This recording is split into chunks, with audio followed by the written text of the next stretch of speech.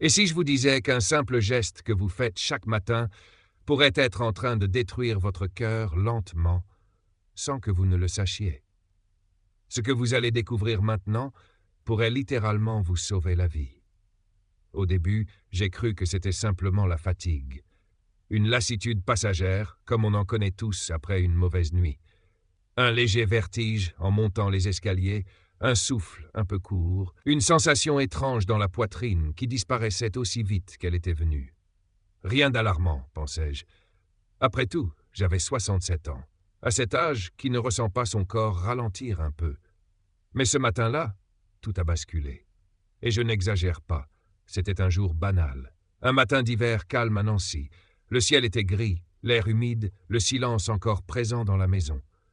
Comme chaque jour, je me suis levé, j'ai traversé le couloir jusqu'à la cuisine, j'ai mis l'eau à chauffer. Une tranche de pain grillé, un peu de beurre, un café noir. Mon rituel, inchangé depuis des années. Et puis, au moment de porter la tasse à mes lèvres, j'ai senti une douleur fulgurante. Une sorte d'écrasement dans la poitrine, comme si un poids invisible m'écrasait lentement. Je me suis agrippé à la table, le souffle court, les jambes tremblantes. Ma femme a appelé les secours. Ambulance, sirène, l'hôpital. Mon monde s'est effondré sans prévenir, en l'espace de 10 minutes. Le diagnostic a été brutal, suspicion d'infarctus. Ce qui m'a frappé, ce n'est pas la douleur. C'est ce que le cardiologue m'a dit en me regardant droit dans les yeux. Ce n'est pas votre cœur qui est malade, monsieur. C'est votre routine du matin qui l'a détruit lentement, chaque jour, sans que vous ne vous en rendiez compte.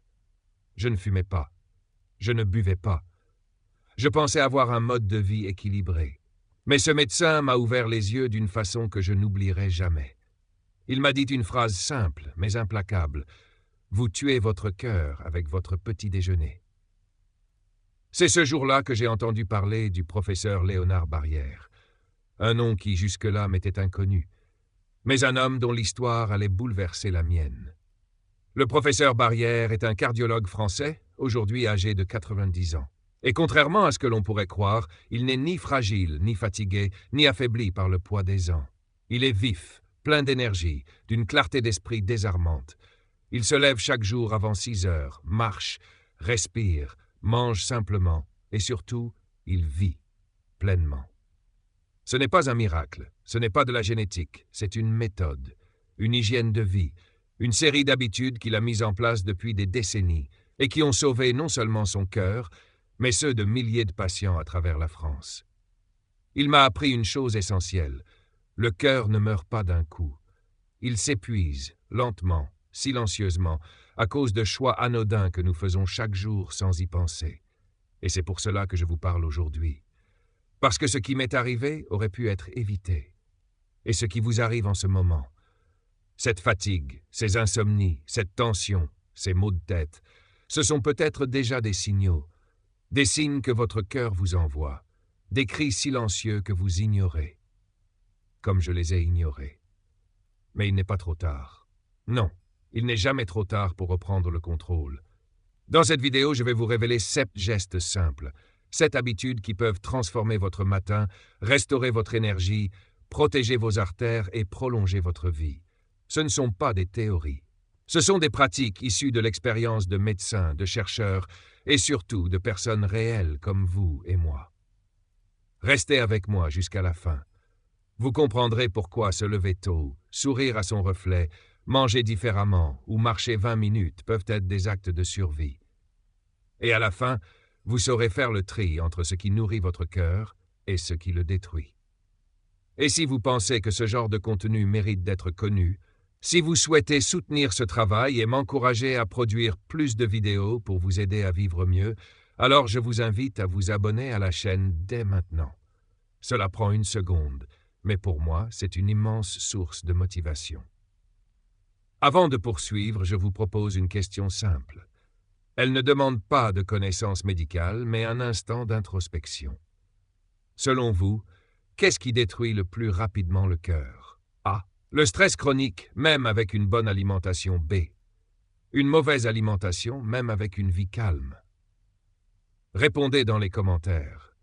A ou B. J'ai hâte de lire vos réponses et d'échanger avec vous. Le professeur Léonard Barrière avait une philosophie très simple.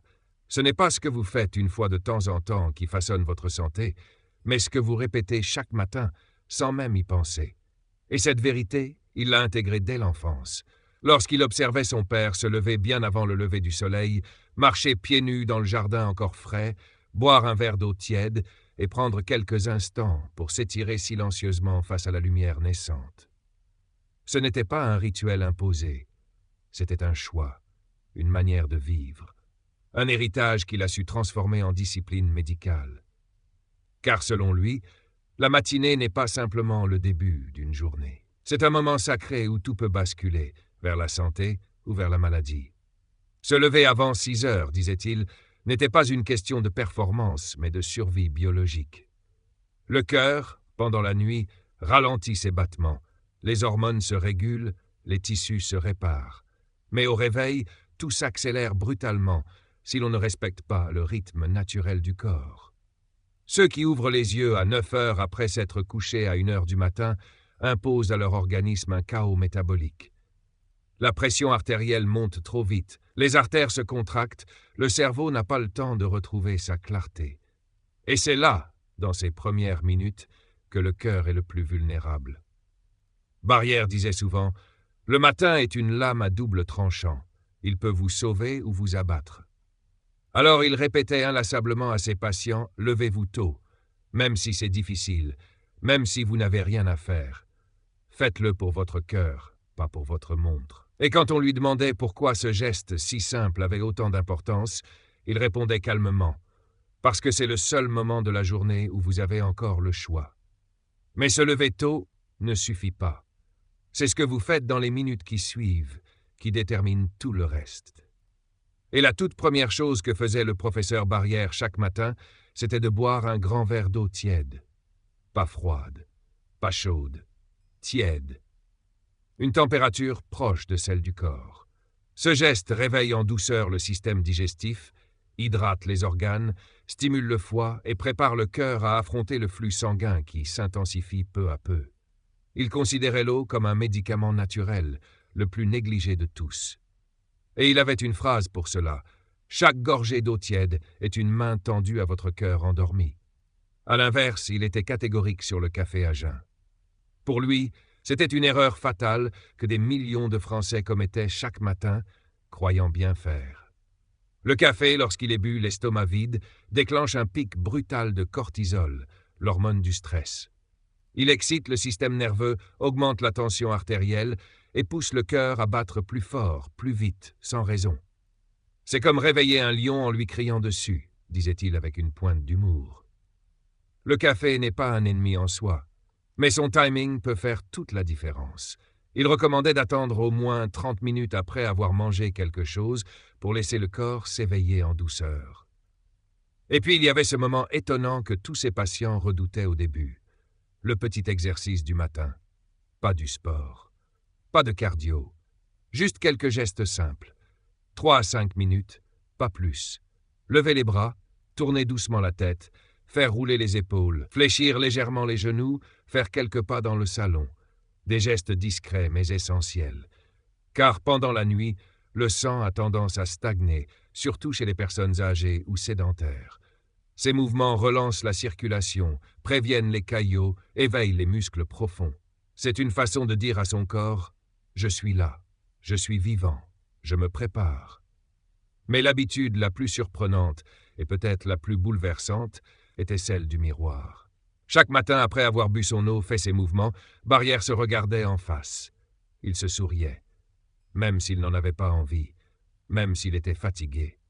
Il savait que ce sourire, aussi petit soit-il, déclenchait une réaction chimique puissante, libération d'endorphines, détente du système nerveux, réduction du stress.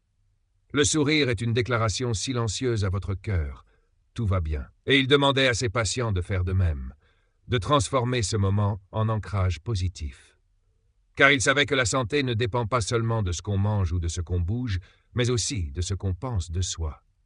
Ces 4 gestes, se lever tôt, boire de l'eau, bouger doucement, se sourire, semblent banals. Et pourtant, ils forment le socle d'une médecine du quotidien, douce mais puissante. Une médecine invisible que nous avons oubliée. Le professeur Barrière n'était pas un homme qui cherchait à impressionner. Il cherchait à transmettre. Et il disait « Si tu commences ta journée sans violence, ton cœur te le rendra. » Et vous, comment commencez-vous vos matinées? Le petit déjeuner. 3 syllabes que l'on prononce machinalement, sans y penser, comme si ce repas n'était qu'un passage obligé, un moment quelconque dans la mécanique du quotidien. Pourtant, c'est souvent à cet instant précis que tout se joue. Le professeur Léonard Barrière le rappelait inlassablement. C'est ce que vous mettez en bouche au réveil qui va décider de la manière dont votre cœur battra pendant toute la journée. Cette phrase peut paraître excessive, presque dramatique, mais elle repose sur une vérité biologique et surtout sur des décennies d'observations cliniques. Car les erreurs commises au petit déjeuner ne sont pas anodines. Elles sont silencieuses, répétées et mortelles à long terme. Ce que le professeur dénonçait, ce n'était pas seulement le contenu de nos assiettes, mais l'inconscience qui les accompagne. Trop souvent, on commence la journée avec un café noir pris à la hâte, un croissant industriel, ou pire, rien du tout. Parfois un jus de fruits trop sucré, parfois une barre dite énergétique bourrée d'additifs. Tout cela sous prétexte de manque de temps, d'appétit ou par simple habitude. Et pourtant, c'est là que tout bascule. Un estomac vide brusquement confronté à une décharge de sucre ou de caféine réagit en déclenchant une série de déséquilibres. Pic de glycémie, stress oxydatif, tension artérielle instable, troubles hormonaux. À court terme, cela se manifeste par une fatigue dès la fin de matinée, une nervosité inexpliquée, une baisse de concentration. À long terme, c'est l'hypertension, le diabète, les maladies cardiovasculaires qui s'installent. Mais le professeur Barrière n'était pas un alarmiste. Il était un pragmatique, et il croyait profondément en la capacité de chacun à changer. Il ne proposait pas de régime complexe, de méthodes miracles ou de super-aliments coûteux. Il proposait un retour au bon sens, à la simplicité.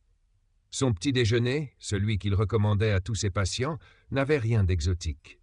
Il se composait de quelques flocons d'avoine, d'un œuf dur, d'un peu de beurre non salé et de fruits frais de saison, parfois une poignée d'amandes ou de noix, de l'eau ou une infusion douce. Rien de spectaculaire. Mais tout y était. Fibres, protéines, bonne graisse, antioxydants. Un repas complet, digestible, qui nourrit le corps sans le bousculer. Ce choix n'était pas seulement nutritionnel, il était thérapeutique.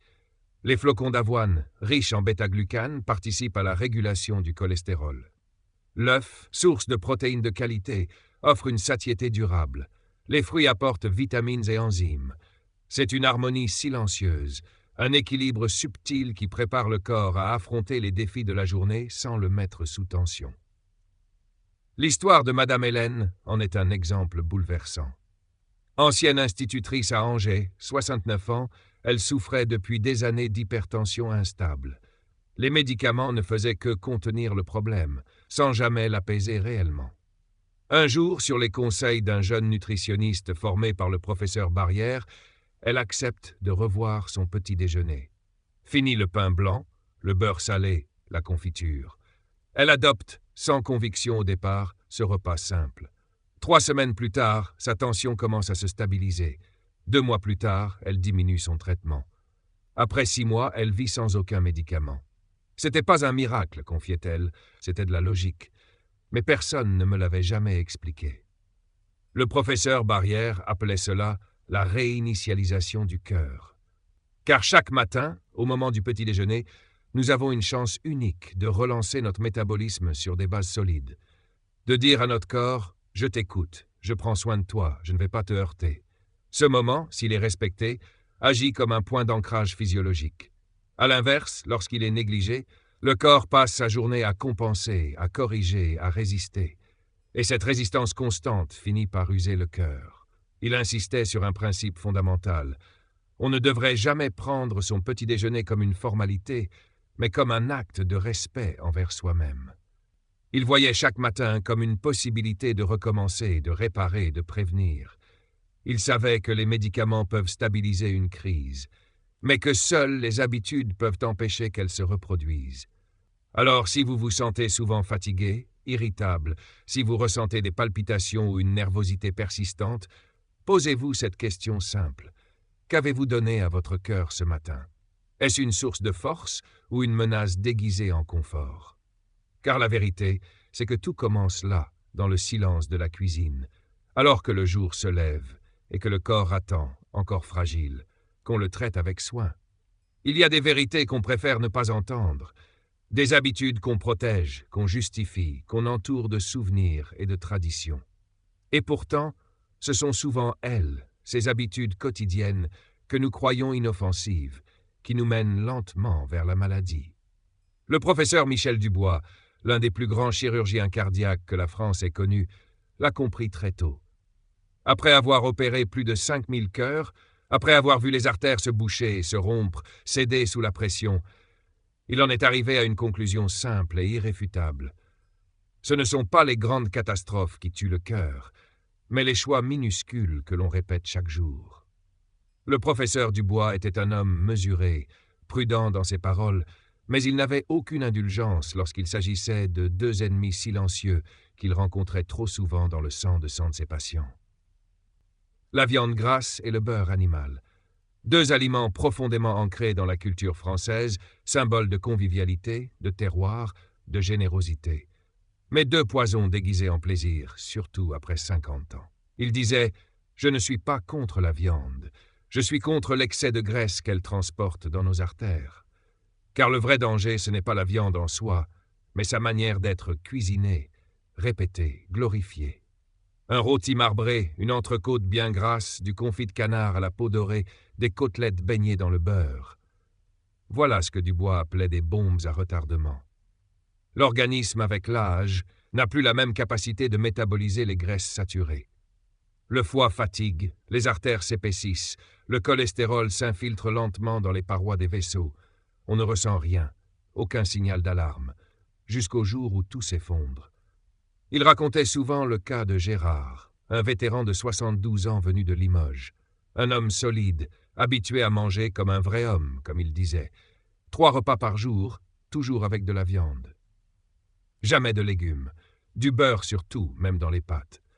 Pendant des années, son corps a tenu bon. Et puis, un matin, il s'est effondré dans sa cuisine. Insuffisance cardiaque aiguë, 2 artères coronaires bouchées. En salle d'opération, Dubois a découvert un système vasculaire ravagé, encrassé comme une vieille canalisation jamais nettoyée. Gérard a survécu. Mais ce jour-là, il a compris que sa force apparente n'était qu'une façade, et qu'il avait passé des décennies à abîmer son cœur à petit feu. Le professeur Dubois prônait un retour à une cuisine plus douce, plus respectueuse du corps. Il n'était pas végétarien, mais il encourageait une réduction drastique de la viande rouge et des produits animaux riches en graisse. Il recommandait de privilégier la cuisson à la vapeur, au four, à l'étouffée, de remplacer le beurre par des huiles végétales pressées à froid, d'ajouter des légumes crus ou légèrement cuits à chaque repas, non pas comme une punition, mais comme une preuve d'amour envers son corps. Il avait cette phrase « Chaque fois que vous cuisinez dans la graisse, vous cuisinez contre votre propre cœur. » Et ce n'était pas un dogme, c'était un constat clinique, scientifique, humain. Car il voyait dans chaque patient une vie suspendue, une histoire menacée, une existence qu'on aurait pu prolonger. S'il y avait eu plus de prévention, plus d'écoute, plus de vérité, ce qu'il dénonçait, c'était aussi le silence. Le silence des industries agroalimentaires, des publicités, des traditions familiales. Ce silence complice qui masque la réalité. Nous mangeons souvent pour le plaisir immédiat, sans penser aux conséquences.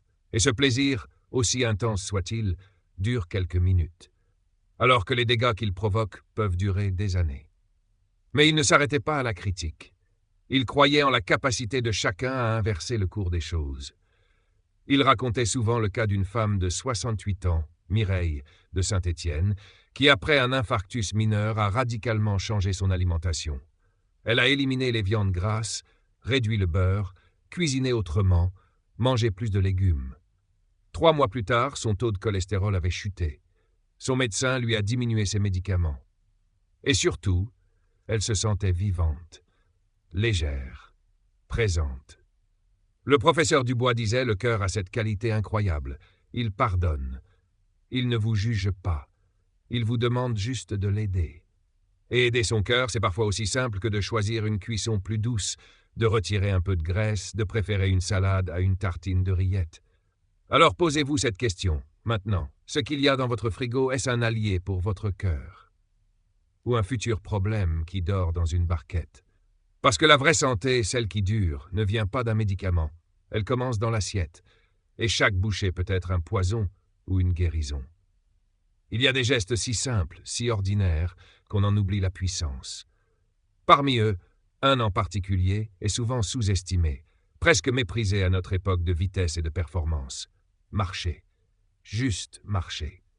Pas pour aller quelque part, pas pour faire du sport, pas pour brûler des calories. Marcher pour vivre. Marcher pour faire battre le cœur autrement. Le professeur Édouard Morel, cardiologue de renom qui a exercé plus de 40 ans à Montpellier, en avait fait son rituel sacré. Chaque jour, sans exception, il commençait sa matinée par une marche de 30 minutes. Qu'il pleuve, qu'il vente, même en hiver, même à 4 heures du matin. Il disait « Mon cœur m'a sauvé tant de fois. Je lui rends hommage à chaque pas. » Morel n'était pas un rêveur. Il était un homme de chiffres, de bilans, d'électrocardiogramme. Mais il avait compris ce que les études, les statistiques et les IRM ne peuvent parfois pas révéler. Le cœur est un organe qui a besoin de rythme, d'oxygène, de mouvements doux mais réguliers. Et que trop de personnes vieillissent en silence, non pas parce qu'elles sont malades, mais parce qu'elles ont cessé de bouger. L'immobilité, ce poison moderne. Ce mal discret qui s'installe dans les articulations, dans les veines, dans l'humeur. Ce ralentissement progressif qui finit par éteindre la vitalité. Il racontait souvent cette anecdote d'une patiente de 75 ans, Madame Claire, une ancienne bibliothécaire de Nantes. Depuis sa retraite, elle ne sortait presque plus. Elle lisait beaucoup, regardait des émissions, tricotait. Rien de dangereux, pensait-elle. Jusqu'au jour où les insomnies sont devenues chroniques, où son moral s'est effondré, où sa tension est montée sans raison apparente. Son médecin lui a prescrit des somnifères, puis des antidépresseurs. Rien ne changeait. Jusqu'à ce qu'un jour, sur les conseils du professeur Morel, elle accepte de marcher.